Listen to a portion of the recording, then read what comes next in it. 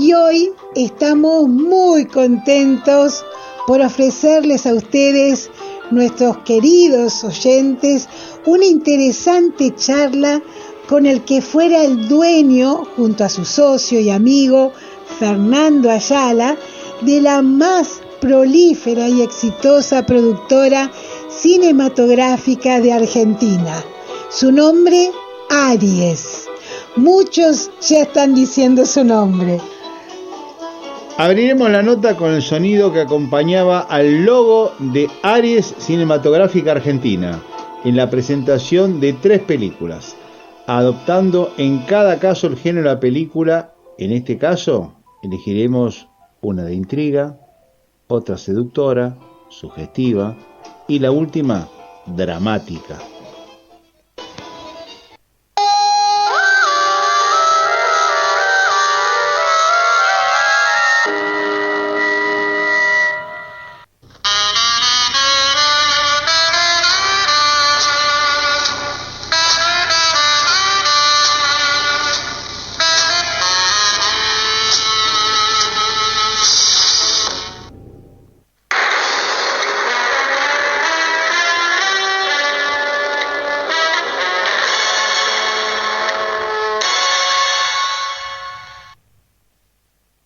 Si hablamos de cine argentino, el señor Héctor Olivera, productor, guionista y director de cine, es uno de los cineastas más importantes y reconocidos del país.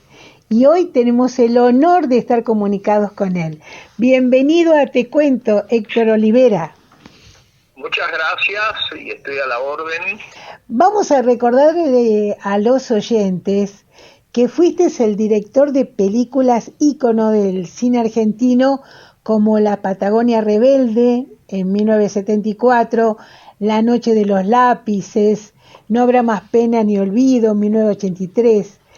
Y queríamos hacerte una pregunta sobre La Patagonia Rebelde, basada en la historia de Osvaldo Bayer, con el cual nosotros hemos tenido contacto con él y ha sido muy colorido siempre, quien fue co-guionista, porque era basado en una historia de él.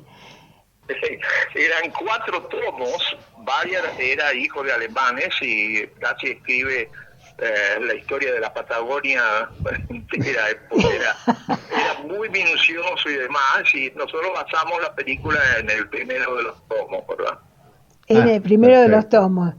De un estudio que se llamó Los Vengadores de la Patagonia Trágica. En tanto, La Patagonia Trágica había sido un libro de Borrero muy conocido en la época en que se editó el de Osvaldo. ¿Y cómo te llevaste con Osvaldo Bayer? Mira, fuimos grandes amigos. En un último almuerzo que tuve con él y su hija Ana, él ya estaba bastante enfermo de ACV. Y la hija Ana me dice, mamá muchas veces me ha dicho, yo no entiendo esta amistad tan profunda de un anarquista como Osvaldo y un burgués como Héctor. Claro. Y es muy simple, nosotros jamás discutíamos por política. En lo que a mí respecta, ambos éramos antiperonistas, lo fui. Y sobre política argentina coincidíamos mucho. Por supuesto, yo lo aceptaba a él como era en sus ideas, y yo en las mías, pero fundamentalmente se inició una relación que cuando él estuvo exiliado en Europa, en Alemania, y yo tuve que operarme en Londres porque habíamos ido y tuve una pequeña intervención, etcétera. Él se tomó un avión y fue a verme, en fin, teníamos esas cosas, y después yo lo visité a él en Bonn. En fin, hemos tenido realmente una relación muy profunda, una pérdida para mí muy grande.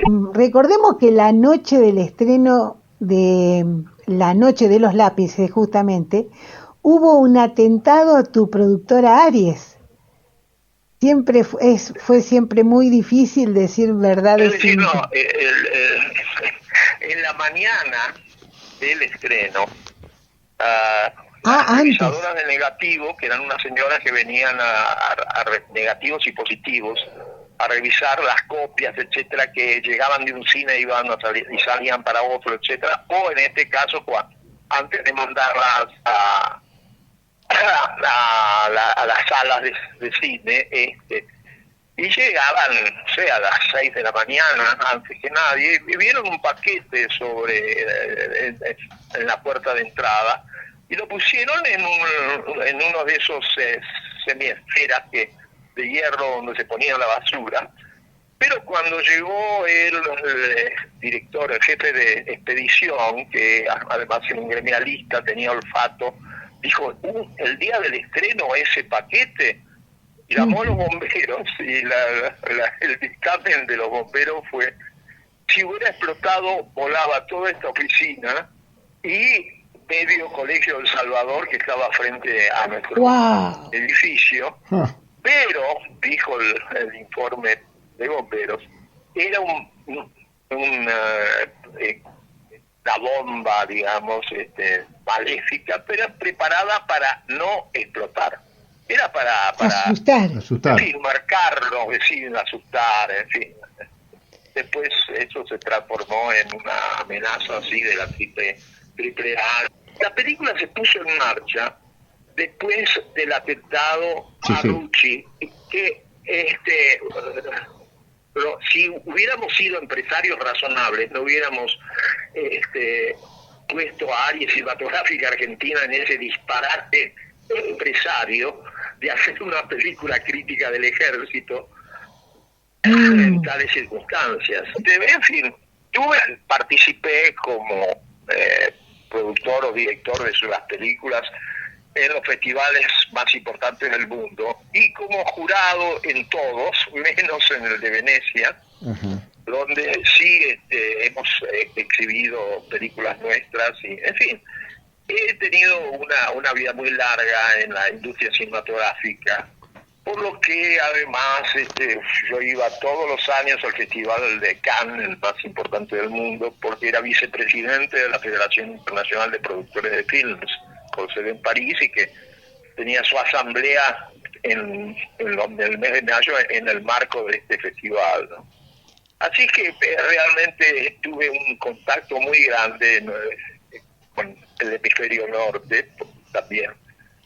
Viajar a Los Ángeles para las coproducciones que hicimos y para muchos otros temas propios de la industria cinematográfica. Aries ha producido más de 100 películas, tengo entendido. De esas, Sí, ¿cuáles son las que más te han gustado? No la que más éxito económico has tenido, la que más te ha gustado en el aspecto personal tuyo.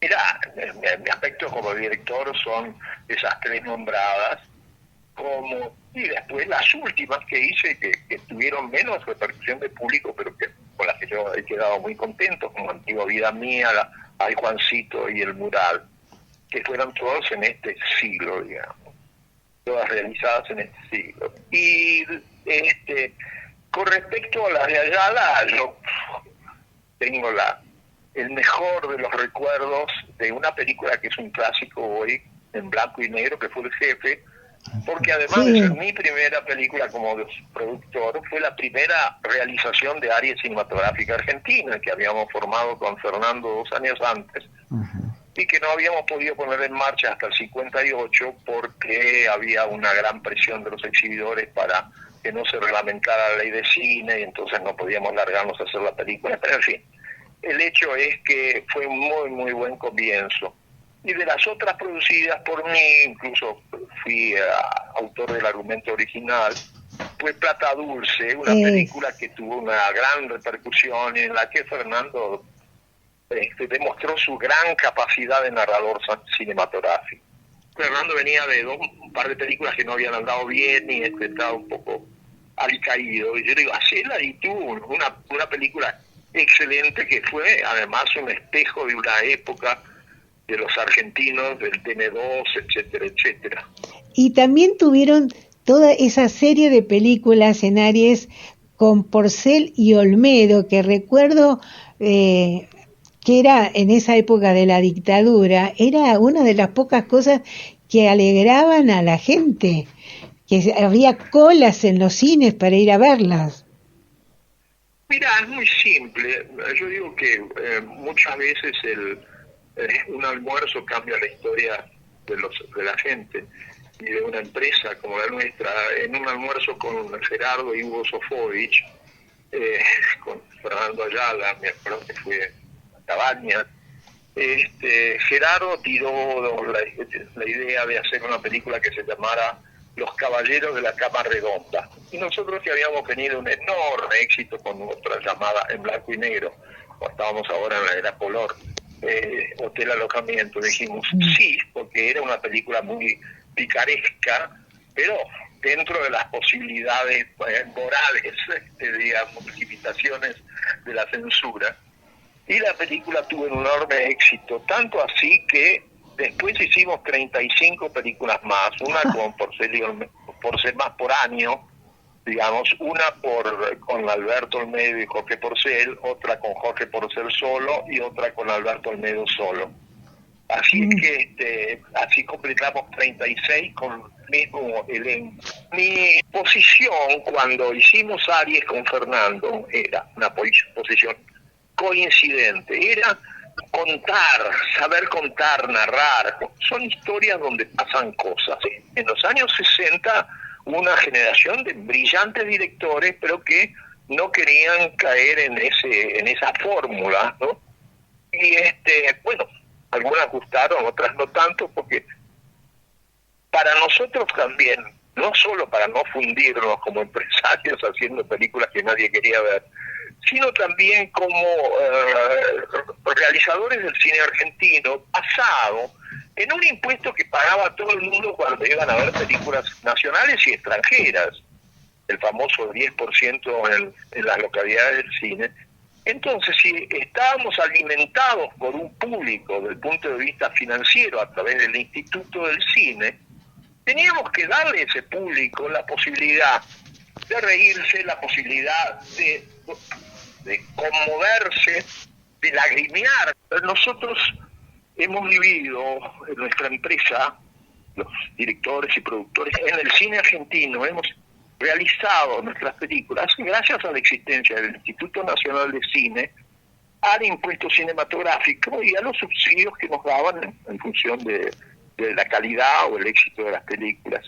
Entonces nuestra preocupación con Fernando también fue no solo hacer lo mejor posible, sino también para el mayor número posible, porque era una manera de agradecerle al público, haciéndolo reír con las comedias o conmoverse con las tragedias o los dramas o lo que fuere, y al mismo tiempo reflejar historias que no podría asumir Spielberg o cualquier otro gran director del mundo, porque era nuestro, era el cine argentino, era la historia de el jefe que se asoció con Perón, o la historia de Paula Cautiva, que era vinculada a los golpes militares de azules y colorados de otros tiempos, o cualquiera de las otras que yo dirigí, que ustedes han mencionado, que eran netamente argentinas, contando historias nuestras, y que nadie las hubiera hecho si no eran localistas como nosotros. Exacto. Claro. Ahora, hoy día esa situación ha cambiado con el mundo que se vive en este momento y con la penetración, digamos, global, porque el mundo se ha globalizado, la situación es muy diferente. ¿Cómo lo ves esto? Es dramática, es trágica, es horrible. ¿Por qué? Porque el público no va al cine, con lo cual no se puede recuperar el costo de una película, por lo menos de las que nosotros hacíamos, que eran películas industriales con un costo importante. Las tres últimas que yo mencioné antes, que se hicieron en el 2001 y en el 2010, en fin, costaron el equivalente a $1 millón, la parte argentina, que alguna fue coproducción con España.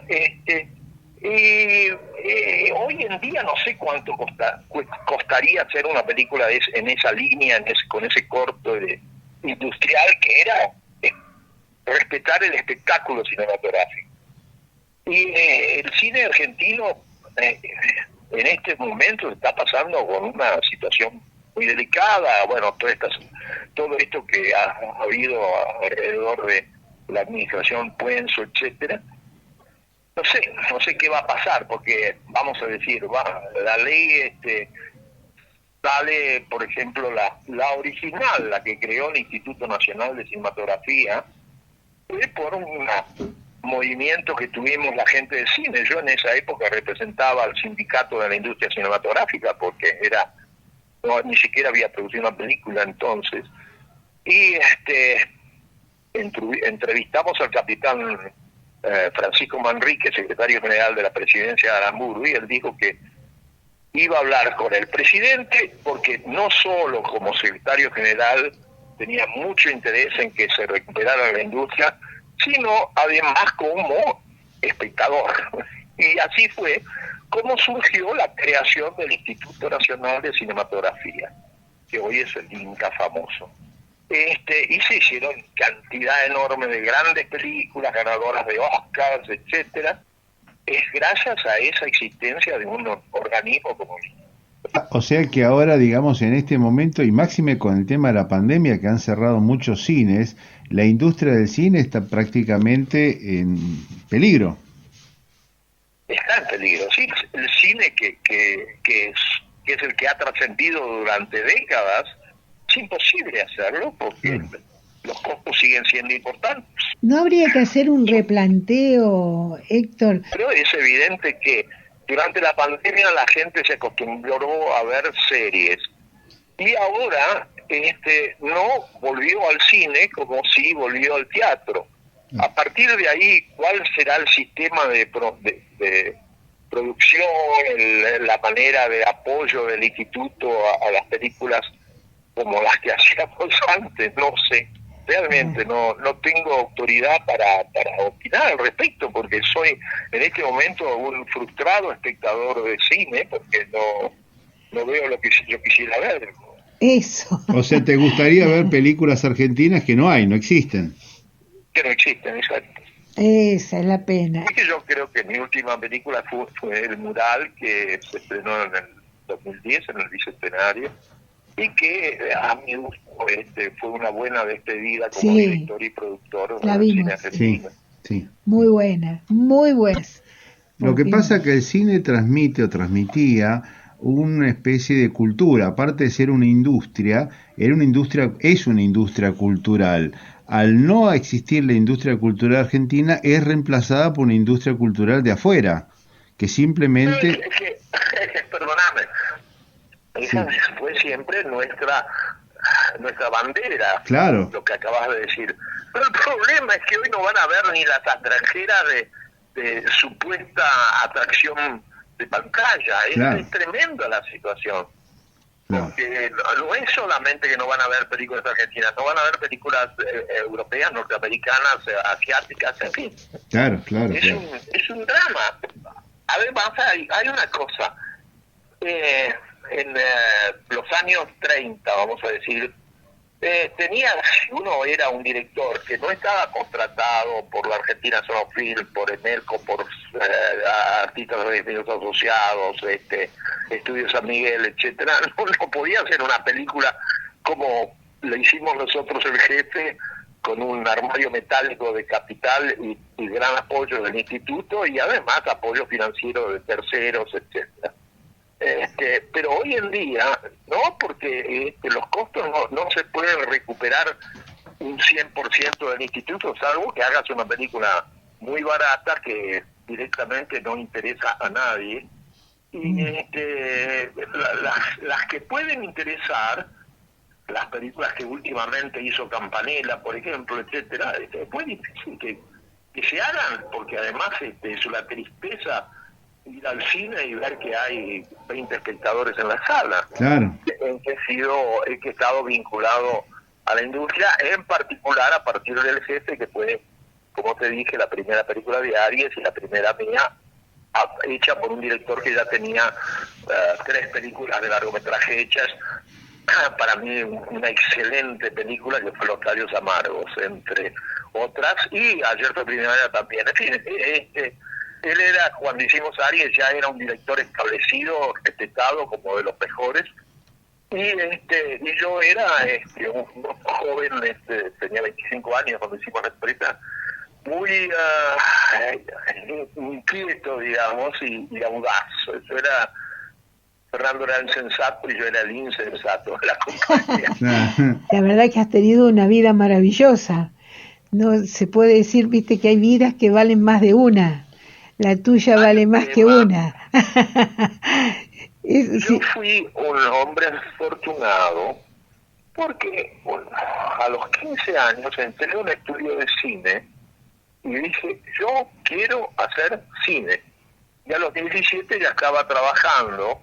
Este es un secreto que yo mantuve en la familia para que no se enteraran mis hijos. Yo no hice el bachillerato porque estuve hasta el 4º año en el Liceo Militar General San Martín, becado, y la perdí por problemas de aptitudes militares que bajaron las notas, en conducta que bajaron las notas, etcétera. Y después, si yo hacía cine, no podía estudiar al mismo tiempo por una simple razón.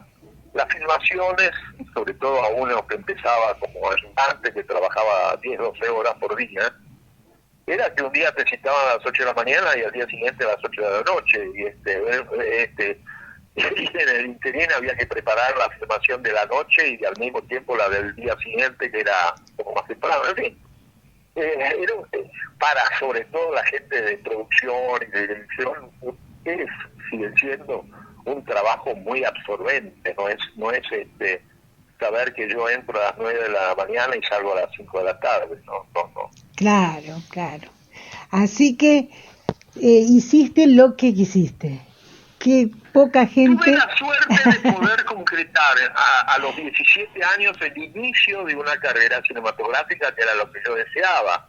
Porque uno por ahí se encuentra con jóvenes hoy en día de 30 años que por ahí me han dicho que no haber tenido la decisión tuya.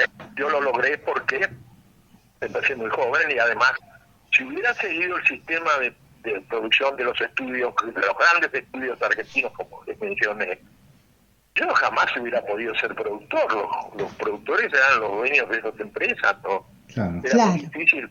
O para iniciarse poniendo un capital que jamás tuvimos ni Ayala ni yo para ponerlos en marcha, ¿no? Bueno, Héctor Olivera, ha sido un placer tenerte en el aire. Muchas gracias por este llamado y espero que los radio escuchas se interesen en nuestra conversación. Y Muchas pueden gracias. seguir con el libro, entonces, Fabricante de Sueños. Así te conocen un poco más. ¿Sabés por qué se llama Fabricante de Sueños? Porque cuando yo empecé a trabajar, Hollywood era una fábrica de sueños.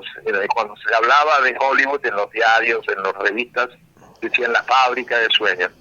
Y esa denominación se usaba también para los grandes estudios, como Estudios San Miguel, estudios de Sonofilm, etcétera. Eran fábricas de sueños. Y bueno, yo fui un loco un fabricante de sueños de Aries. Un fabricante de sueños. Hermoso. Un placer ha sido, Héctor Olivera. Hasta la próxima. Muchas gracias.